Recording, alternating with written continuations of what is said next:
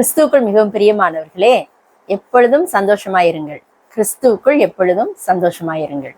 சந்தோஷமாயிருங்கள் என்று மறுபடியும் உங்களுக்கு சொல்லுகிறேன். ஆமென். இன்றைக்கு கர்த்தர் நம்மோடு கூட பேசுகிற வார்த்தை நீதிமொழிகள் 4ஆம் அதிகாரம் 13ஆம் வசனம்.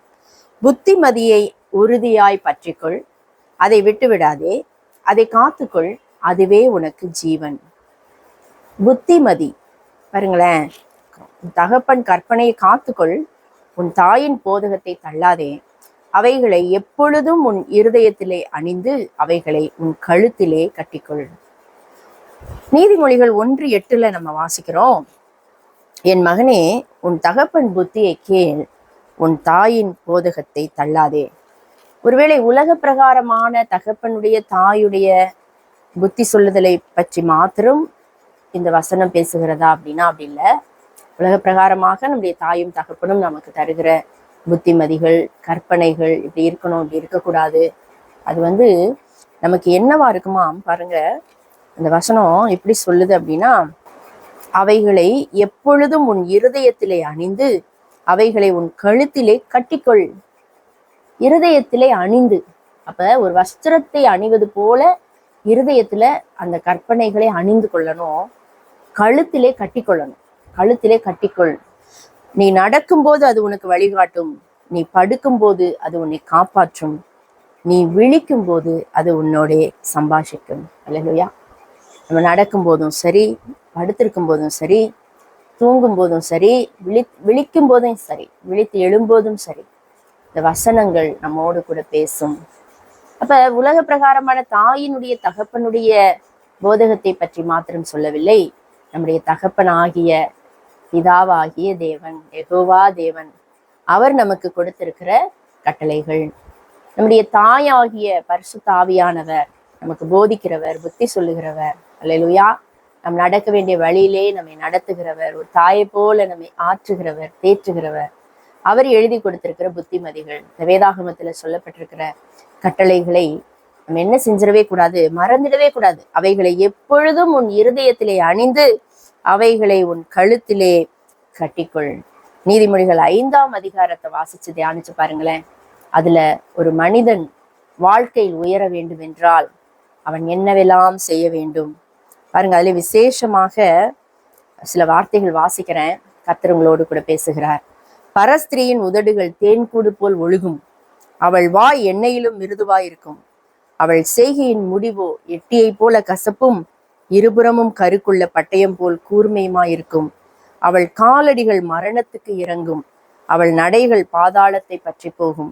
நீ ஜீவ மார்க்கத்தை சிந்தித்து கொள்ளாத படிக்கு அவளுடைய நடைகள் மாறி மாறி விகாரப்படும், அவைகளை அறிய முடியாது. அல்லேலூயா. ஒரு நேரத்துக்கு ஒன்று பேசுகிற காரியங்கள், உங்களிடமிருந்து ஏதோ ஒரு பணம், பொருள், அப்படி ஒரு ஆதாயத்துக்காக உங்களிடத்துல மாறி மாறி மாறி மாறி பேசுகிற காரியங்கள், இதெல்லாம் உங்க வாழ்க்கையிலே உங்களை கடந்து சென்று கொண்டிருக்கிறது என்றால் எச்சரிக்கையாயிருங்கள். கர்த்தர் இந்த நாளிலே உங்களை எச்சரித்து பேசுகிறார். அல்லேலூயா. அதாவது வசனம் அழகாய் சொல்லுகிறது, ஆண்டவர் இந்த திருமண பந்தத்தை மிகவும் நேசிக்கிறார், நேசித்து அவர் உருவாக்கினார். ஒரு ஆதாமுக்கு ஒரு ஏவாளை கொடுத்தார். ஆகவேதான் சொல்லுகிறது, அவரிடத்திலே ஆவி பரிபூரணமா இருந்ததே, பின்னையேன் ஒருத்தியை படைத்தார். அல்லேலூயா. பரிசுத்தமுள்ள சந்ததியை பெரும்படித்தானே. ஆமென். அப்ப ஆண்டவர் அந்த திருமண பந்தத்தை நேசிக்கிறார். திருமண பந்தத்துல இருதயத்திலே கூட, சிந்தையிலே கூட பாவம் வராதபடி பாதுகாத்து கொள்ள வேண்டியது ஒரு கணவனுடைய, மனைவியினுடைய கடமையாக, பொறுப்பாக இருக்கிறது. அதை குறித்து இந்த நீதிமொழிகள் 5ஆம் அதிகாரம் விஸ்தாரமாக பேசுகிறது. அப்படி காத்துக்கொள்ள தவறுகிற போது என்னெல்லாம் நடக்குமா பாருங்க. உன் பிரயாசத்தின் பலன் புறத்தியாருடைய வீட்டிலே சேரும். பிரயாசப்படுறது நீ, ஆனா அதனுடைய பலனை யார் அனுபவிப்பாங்க? புறத்தியார், மற்றவர்கள் அனுபவிப்பார்கள். உன் ஊற்றுக்கண் ஆசீர்வதிக்கப்படுவதாக, உன் இளவயதின் மனைவியோட மகிழ்ந்திரு. அல்லேலூயா. கடைசியில உன் மாம்சமும் உன் சரீரமும் உருவழியும் போது நீ துக்கித்து, ஐயோ போதகத்தை நான் வெறுத்தேனே, கடிந்து கொள்ளுதலை என் மனம் அலட்சியம் பண்ணினதே, என் போதகரின் சொல்லை நான் கேளாமலும் எனக்கு உபதேசம் பண்ணினவர்களுக்கு என் செவியை சாயாமலும் போனேனே. எப்போ? கடைசி நாள்ல மாம்சமும் சரீரமும் உருவழிகிற நேரத்துல எல்லா பலனும், பிரயாசப்பட்டதுடைய பலனெல்லாம் அடுத்தவங்களுக்கு போய் ஒன்றும் இல்லாமல் போகின்ற அந்த வேளையிலே அப்படி சொல்லாதே. என் போதகரின் சொல்லை நான் கேளாம போனேனே, எனக்கு உபதேசம் பண்ணவங்களுக்கு என் செவியை நான் சாய்க்காம போயிட்டனே, அதை நான் அலட்சியம் பண்ணனே, அதை நான் வெறுத்துட்டனே, சபைக்குள்ளும் சங்கத்துக்குள்ளும் கொஞ்சம் குறைய எல்லா தீமைக்கும் உள்ளானேனே என்று முறையிடுவாய். பாருங்க, பரஸ்திரீனுடைய வழியை தூரப்படுத்து, அவளுடைய வீட்டின் வாசலை கிட்டி சேராதே. சேர்ந்தால் உன் மேன்மையை அந்நியர்களுக்கும் உன் ஆயுசின் காலத்தை கொடூரருக்கும் கொடுத்து விடுவாய். உனக்குன்னு கர்த்தர் ஒரு மேன்மை வைத்திருக்கிறார். அந்த மேன்மை உனக்கு வராமல் அது அந்நியர்களுக்கு போய்விடும். உன் ஆயுசின் காலம் கொடூரருக்கு போயிடுமா. கொடூரமானவங்க அந்த ஆயுசின் காலத்தை அனுபவிப்பாங்களாம். எவ்வளவு பயங்கரம் பாருங்க. அல்லேலூயா. இன்றைக்கு இந்த உலகத்திலே மிகவும் தேவையாக இருக்கிற 2 காரியங்கள், ஒன்று அன்பு, இன்னொன்று பரிசுத்தம். அல்லேலூயா. பரிசுத்தம் இல்லாமல் தேவனை தரிசிக்க முடியாது என்று வேதம் திட்டமும் தெளிவுமாய் சொல்லுகிறது. பரிசுத்தத்தை காத்து கொள்ளுவோம், பரிசுத்தத்துக்காக ஜெபிப்போம்.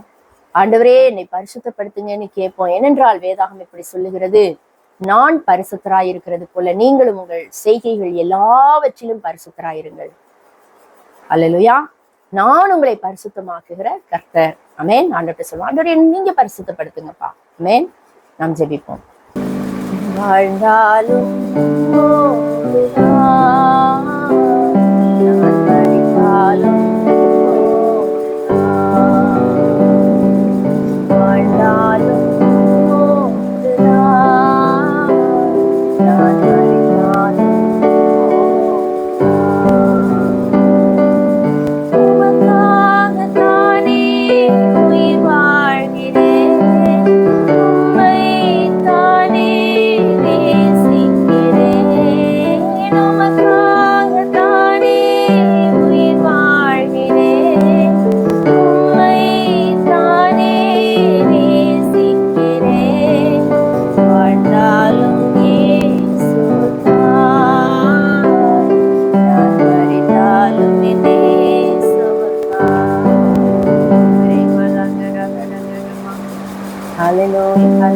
தகப்பனே, இந்த வேளையிலும் ஆண்டவரே, நாங்கள் வாழ்ந்தாலும் உமக்காகத்தான், நாங்கள் மரித்தாலும் உமக்காகத்தான், எங்களுடைய ஜீவன் உமக்காகத்தான் ஆண்டவரே.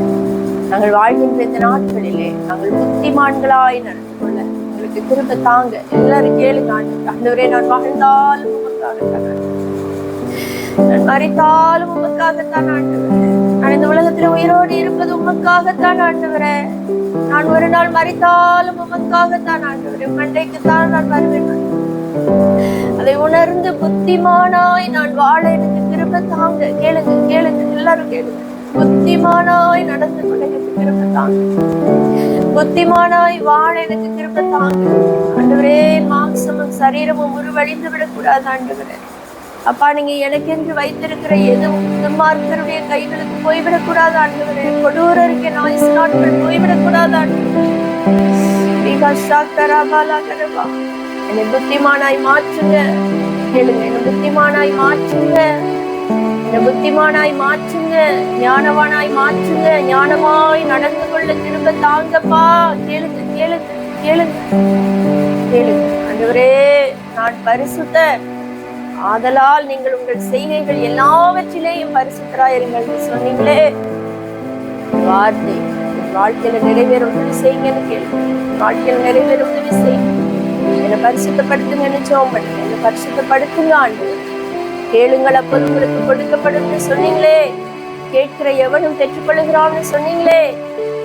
இந்த கற்பனைகளை கைக்கொள்ள ஆண்டவரே, உடைய கற்பனைகளின் வழி நடக்க, புத்திமானாய் நடந்து கொள்ள கிருபை தாங்க, கிருபை தாங்க ஆண்டவரே. இப்படியாய் கேட்கிற ஒவ்வொருவரையும் பரிசுத்தப்படுத்துவீராக, நீதிமானாய் மாற்றுவீராக, ஞான இருதயத்தை கொடுப்பீராக, சிந்தையை கண்களை காத்துக்கொள்ள கிருபை தருவீராக. துதியும் கனமும் மகிமையுமே செலுத்துகிறோம் ஐயா. மீட்பெரும் இரட்சகருமாய் இருக்கிற எங்கள் ஆண்டவர் இயேசு கிறிஸ்துவின் மூலமாய் ஜெபித்திருக்கிறோம். ஜெபம் கேளும் பதில் தாரும். எங்கள் நல்ல பரிசுத்த ஜீவனுள்ள ஜீவன் தந்து. Amen. God bless you. Have a good day.